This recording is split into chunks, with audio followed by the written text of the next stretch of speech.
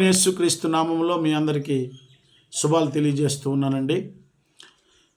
ఈరోజు మనం నేర్చుకునే వాక్యం ఏంటంటే, దైవ జనాంగమా, దేవుడు ఎందుకు మనల్ని ఆశీర్వదించడంలోనూ, మనకు ప్రమోషన్ ఇవ్వడంలోనూ, అలాగే మనకు రావాల్సినటువంటి స్వాస్థవ్యము మనం పొందుకోవడంలోనూ, దేవుడిచ్చిన వాగ్దానాలు మన జీవితంలో నెరవేర్చబడడంలోనూ ఎందుకు ఆలస్యం చేస్తాడు? ఆ ఆలస్యం వెనుక దేవుని ఉద్దేశం ఏంటి, ప్రణాళిక ఏంటో ఈరోజు కొద్ది నిమిషాలు మనం ధ్యానం చేద్దాం. చూడండి, ఈ లేఖనాలు మనం వింటూ ఉన్నప్పుడు, చదువుతూ ఉన్నప్పుడు, ధ్యానిస్తూ ఉన్నప్పుడు లేఖనంలో నుండి నిరీక్షణ పుడుతుంది, విశ్వాసం పుడుతుంది.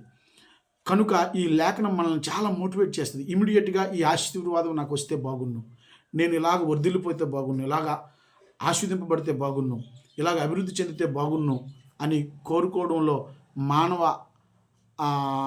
మానవుడు ఇలాగ ఆశించడంలో తప్పేమీ లేదు. అయితే దేవుడు అవసరతలను, ఆశలను ఒకేలాగా చూడడు. అవసరతలను దేవుడు ఇమీడియట్గా తీర్చేస్తాడు. ఆశలను తీర్చడంలో దేవుడు తనకు తాను బిగబెట్టుకుంటాడు, మనల్ని పరీక్షిస్తాడు, శోధిస్తాడు, అనుస్తాడు, ఇబ్బందులు కొలుములో పెడతాడు. పుటమి వేసినట్టుగా వెండిని, బంగారాన్ని పుటమి వేసి పరీక్షించినట్లుగా మరల పరీక్షిస్తాడు. ఎందుకంటే దానికి కొన్ని కారణాలు ఉన్నాయి. అది అలా చేయడానికి కారణం ఏంటంటే, లాంగ్ రన్లో శాశ్వత కాల ప్రయోజనాల కొరకు దేవుడు అలా చేస్తాడు. సరే, దైవ జనాంగమా, ద్వితీయోపదేశకాండం 7వ అధ్యాయంలో దేవుడు 40 days బికమ్ 40 years ఎందుకు అయిపోయింది? 40 రోజుల్లో కానాన్ నుండి ఐగుప్తుకి దేవుడు నడిపించగలడు. అంత దూర ప్రయాణం అది.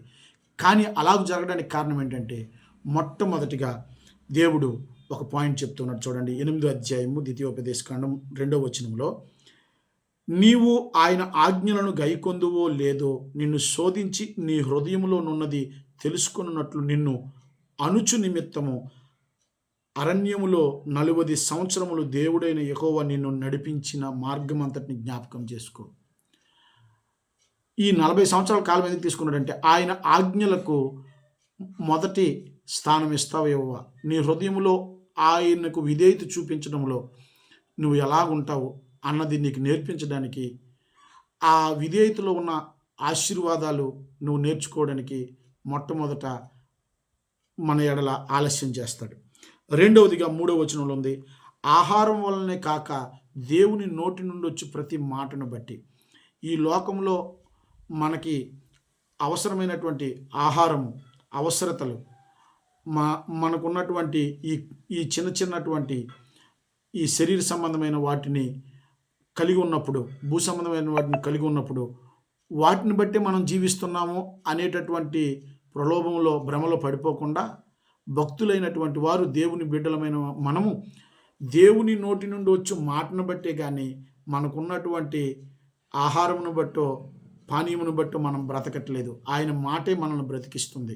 యోహాను సువార్త 6:63లో ఆయన మాటలే జీవమును ఆత్మయున్నాయి, ఆయన మాటలే మనకి జీవాహారము.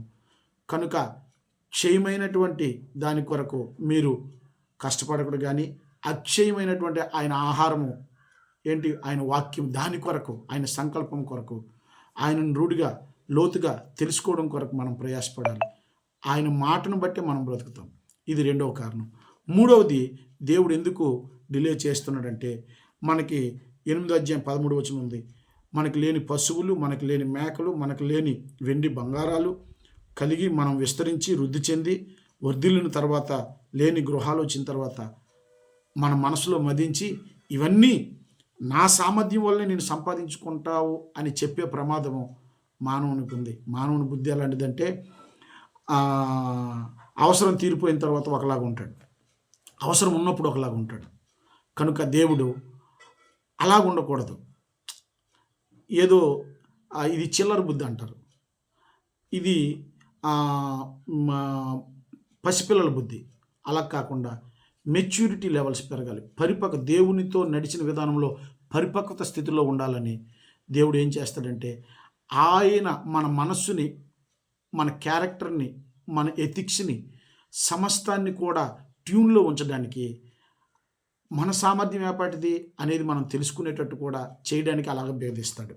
అంత మాత్రమే కాదండి ప్రియమైనటువంటి దైవ జనాంగమా, దేవుడు మన ఎడల ఆలస్యం చేయడానికి ఇంకా కొన్ని కారణాలు ఉన్నాయి.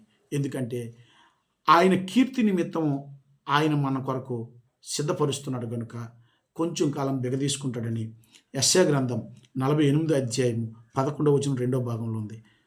అలాగే 11వ వచనం లో ఇలాగుంది, నా నిమిత్తమే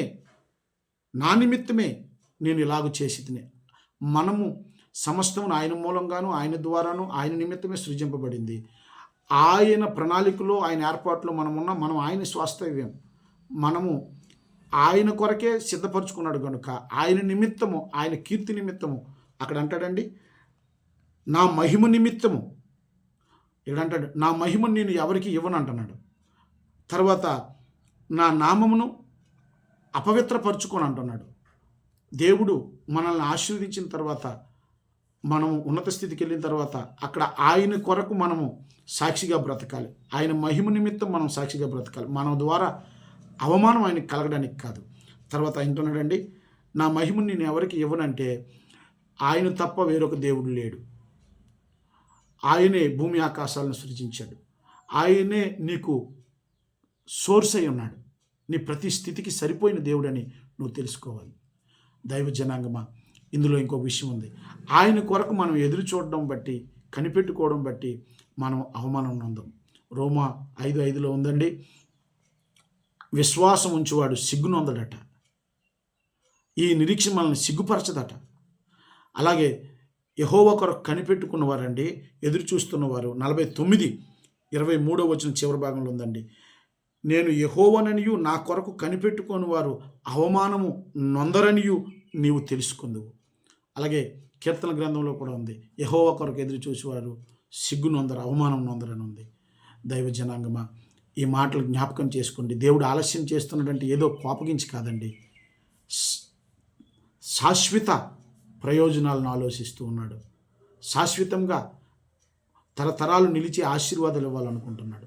తాత్కాలికమైనటువంటి అవసరతలు దేవుడు వెంటనే తీరుస్తాడు, కానీ ఆశలు కోరికలు తీర్చేటప్పుడు దేవుడు కొంత సమయం తీసుకుంటాడు. ఆయన వాగ్దానం నెరవేర్పుకి, లేఖనాల్లో ఉన్నటువంటి మేలులు మనకు చేయడానికి, ఆయన కొరకు నరులు ఎదుట ఆయన ఆశ్రయించే వారి కొరకు, ఆయన యందు భయభక్తులు గల వారి కొరకు ఆయన సిద్ధపరిచిన మేలు, దాచించిన మేలు ఎంతో గొప్పది.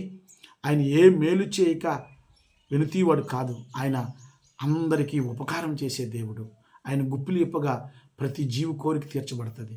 కనుక దేవుని కనికరం, దేవుని అనుగ్రహం, దేవుని దయ, ఆయన favour of God, God's grace and favour of God will abide you forever and ever. ఈ ప్రాసెస్లో, ఈ కొలిమి ప్రాసెస్లో నువ్వు దేవుని కొరకు కనిపెట్టుకొని ఆయన కొరకు ఎదురు చూస్తూ ఉండు. ఎన్నటెన్నటికీ ఆయనతోనే అనుబంధం కలిగి తృప్తి కలిగిన జీవితం జీవించడానికి, దేవుని కొరకు సాక్షిగా ఉండడానికి ఈ ప్రాసెస్ దేవుడు వాడాడు. మనం ఆశీర్వదింపబడాలి, అట్ ద సేమ్ టైం దేవుని కొరకు సాక్షిగా ఉండడానికే ఈ ప్రాసెస్. దేవుడు దీవించి ఆశీర్వదించి మనల్ని అందరినీ ఆయన కృపతో నింపి బహుబలముగా ఉన్నతంగా ఆశీర్వదించునుగాక. ఆమేన్.